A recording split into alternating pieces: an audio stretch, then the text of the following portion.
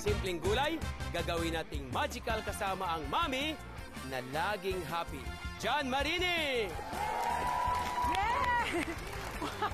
Yummy Friday Yummy sa'yo, Friday, Master! yes. Nako, dahil Friday ngayon, turuan mo naman ako paano gawing magical. Ang isa sa mga madalas nating iluto, syempre, pag Friday, ang munggo. Yes, tama ka dyan. Lagyan natin ng twist. Sama natin ng churito. Chorizo? Yes, Spanish churito. Watch and learn how to cook magic munggo con chorizo. Alam mo, ang ating gagawin ay yung munggo, binabad ko ito sa tubig overnight. Overnight. Pagkatapos kanina ng umaga, o kanina lang, pinakuluan ko siya ng mga 25 to 30 minutes. Okay. Para malambot na katulad. Para wala makaligtas na matigas. That's right. Okay. Okay. So. Wow! Hindi na ako nagulat. Hindi ka na nagulat.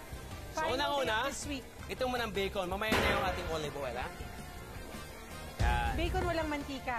Walang mantika, syempre, no?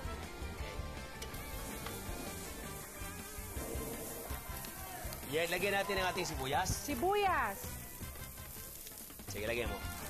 Yes! Alright. Then, garlic. Garlic. That's right. At saka natin lagyan niya ng olive oil. Wow, healthy ito, kaya okay lang, di ba? Ay, nahulog. Nawakan ko. Okay. At lalagyan natin ng ating mantika dito. Cooking oil. Okay lang. Dahil high pressurized ang ating gamit, madali siyang uminit katulad yan. Now, slightly brown. Yes. Ilagay natin ngayon ang ating munggo. Munggong malambot. Malambot na munggo, yes. So yung pala ang teknika, overnight mo ibababad. Oo naman. Yeah! Wow! Woo! Thank you, thank you. Uy, talaga naman ha. May love you talaga. Love you talaga. Lagyan ng tubig. Papanindigan mo yan. Tubig lang yan, lagyan natin. Tubig. Dahil kumulo na, lagyan natin ang kalahati ng ating Maggi Magic Sarap. sarap. Ang lutuin natin ay itong ating tinatawag na munggo. No? Con chorizo. So, lagyan natin. Para mag-level up ang sarap ng ating munggo con chorizo, of course, yung ating Maggi Magic Sarap. All around ang Maggi Magic Sarap, kahit anong klaseng gulay, kaya nitong pasarapin. Ha? I agree. That's right. Kaya anong benepisyo ng ating Maggi Magic Sarap? Napakadaling magtrabaho dahil pinamamadali ang ating mga nanay para magluto. Okay. Yung mahirap, pinadadali. Pinamadali. Yes. Ngayon, I love it. yung ating chorizo. Chorizo. Yan. Ay, halo pa na sa lempo Lalo yun. na yan. Yes. At pag kumulo na, ilagay natin ang ating dahong sili. Kung wala kang dahong sili, pwedeng malunggay. Malunggay. Pwedeng spinach. Alright, luto na. Ang kalahati natin ilagay natin dito ngayon. Yan. This is the best.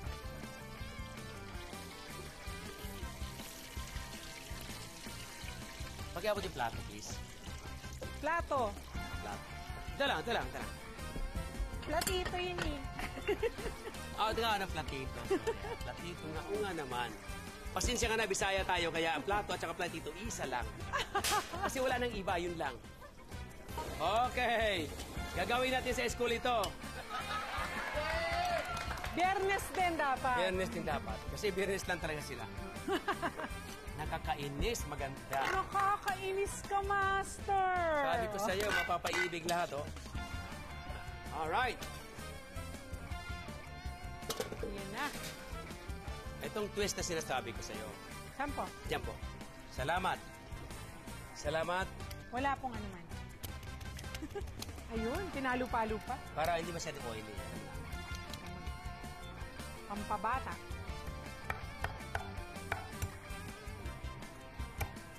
Matigas ang ulo mo, ha? Yan. Ganda, oh. Wow! Ganda! Yum, Very yum, nice. yum! Yum, yum, yum! Magic Munggo con Chorizo! Ang saya, ang ganda-ganda. Nako, Yumsters! Tikman na ang niluto namin ni Master. Sugod Kitchen Warriors! Yum, yum, yum! Tikman natin. Tikman mo na.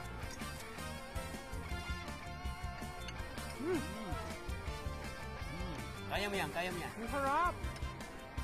Nakakagulat ang munggo na to. Come on. Yum, yum, Alright. yum. Anong masasabi ng Kusina Monster sa magic gulay recipe natin for today? Yayanigin ko pa ang mundo nyo with another yum yum yum recipe sa pagbabalik ng Kusina Master! Toto na natin to,